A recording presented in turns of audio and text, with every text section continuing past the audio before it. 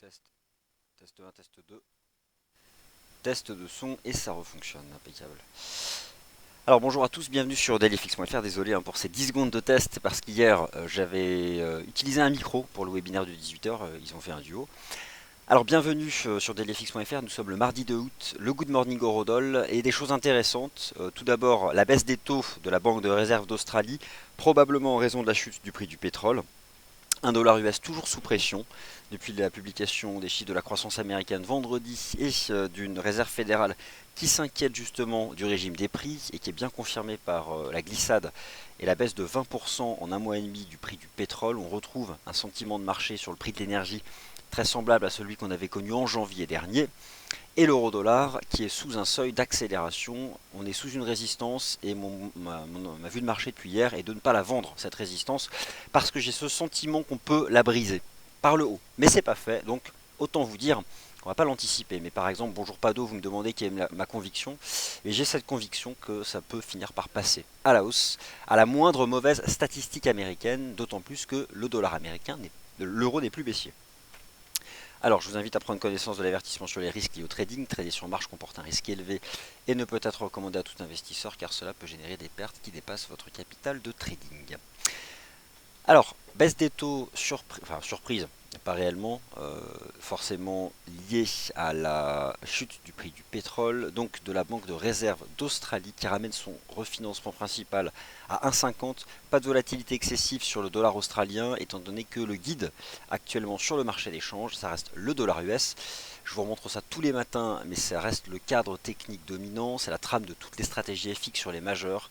L'analyse technique de l'US Dollar Currency Index mnémonique DXY, structure en avalement baissier la semaine dernière, on avale 3 semaines de hausse en terminologie japonaise. Sous une oblique de résistance, cela annonce davantage de baisse avant la publication donc des chiffres du marché du travail vendredi. Ça c'est la vue de marché qui vous a été proposée vendredi après-midi, hier, et qui se confirme. Alors on va faire le point sur toutes les paires majeures. Sur les paires majeures, j'ai deux convictions. Une à peu près évidente sur l'USD Yen sous les 103,39, grosse jambe de baisse, bougie D1 du 29 juillet, petite conso latérale, regardez ce qu'on fait, on appelle ça des toupies en langage en chandelier japonais, dans la partie basse du grand corps négatif, phase de transition latérale avant un nouveau choc, soit une mauvaise statistique américaine, pas aujourd'hui, calendrier économique vierge de statistiques importantes, ça reprend demain, jeudi les commandes de biens durables, vendredi le rapport NFP. Dans tous les cas, j'estime toujours le risque de baisse de l'USD Yen et du GBP Yen sous leur toute première résistance, avec la Banque d'Angleterre qui devrait baisser ses taux jeudi prochain. Le Yen se renforce, retour de la volatilité sur les marchés actions européens. USD Yen sous 103,39, j'envisage toujours davantage de baisse. Alors, AUD USD ne lâche rien, malgré la baisse des taux de la RBA. Regardez comment le taux de change défend cette ligne de chartiste coûte que coûte sur la base des cours de clôture. En volatilité basse, forcément il bascule en dessous. Mais je vous rappelle qu'une bougie japonaise n'est utilisable dès lors qu'elle est figée. Donc, à la fin de la période temporelle en question. Ici, c'est du chandelier journalier. Et bien là, on a actuellement une bougie journalière en construction. Elle intègre la session asiatique, la baisse des taux, mais pas encore la session européenne et surtout la plus importante, la session américaine. Dans tous les cas, on voit quand même que dans l'AUD-USD, malgré la baisse des taux de la RBA, ce qui importe beaucoup, c'est le dollar US sous pression. Ça repaye d'entrée de l'AUD. Tant qu'on tient la ligne chartiste, j'envisage que ça puisse remonter tout doucement en direction des 0,76.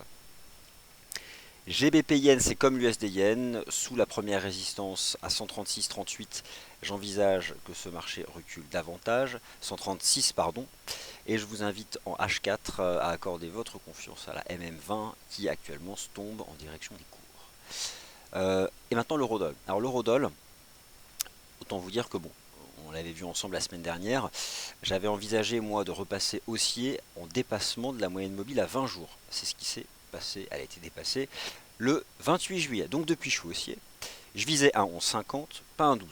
Ça a été fait un 12.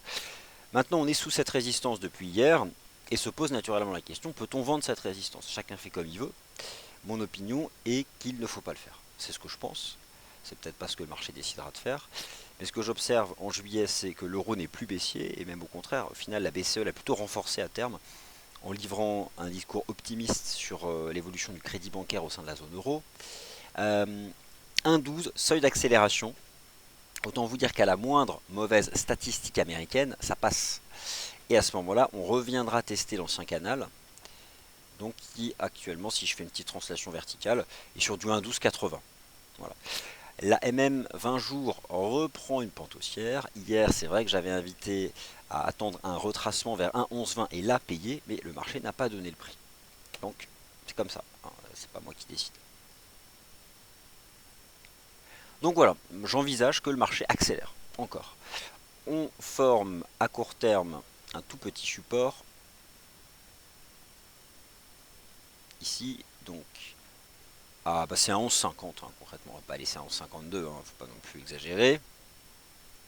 Donc voilà, formation d'un tout premier support à 1,1150. Est-ce qu'on peut acheter en gérant son risque sous 1,1150? C'est compliqué parce que c'est pas un vrai bon support à 1,1150. Alors là, il y a probablement ceux qui sont à l'achat déjà. Bon, ça diverge même pas en H4. La MM20 H4 remonte. C'est peut-être un peu trop agressif d'envisager un long en mettant son stop sous 1,1150. Parce qu'on peut tout à fait venir faire un drapeau ou venir faire le pullback sur un 11,20 en attendant la MM20 jours. Malgré tout, il faut quand même avouer que c'est assez puissant. Ça lâche rien et que c'est forcément, hein, si dollar US doit rapidement être sous pression, eh bien l'euro-dollar en profiterait. Mais pour l'instant, on forme un petit range trading entre 1,1150 et 1,12. Mais j'envisage que ce marché puisse accélérer davantage. On verra. Bon, USD Yen, c'est plus propre quand même. C'est plus propre. Hein. Ce grand corps négatif, ces petites toupies qui peuvent encore, on peut en avoir plusieurs avant de choquer. Mais voilà, le point de vente parfait serait 103, 103,30 en dessous. Je reste négatif. USD CAD, donc il y a forcément d'abord le dollar US qui a été sous pression, puis le CAD. Hier on a tenu cette ligne de chartiste. Là on est sur un 1,31,39 qui était le point d'accélération de la semaine dernière. Moi je sors d'une invalidation en fait sur ce taux de change, donc j'ai plus de conviction pour le moment. Par contre, je me suis beaucoup exprimé sur le taux EuroCAD. Laissez-moi juste le retrouver, il est là. Allez, donc je confirme, structure en avalement haussier hier, parfaite. Rebond sur 1,45. On a déjà fait ma première cible. Elle est même dépassée à 1,4638. Je vise désormais le cours de clôture du... C'est 1,47. 1,47 avec 1 euro en forme. Et un prix du pétrole donc qui est toujours sous pression. Donc voilà, j'envisage désormais qu'on monte à 1,47. Belle structure en avalement hier. Hein. On avale deux chandeliers volatiles avec un grand corps. C'est puissant.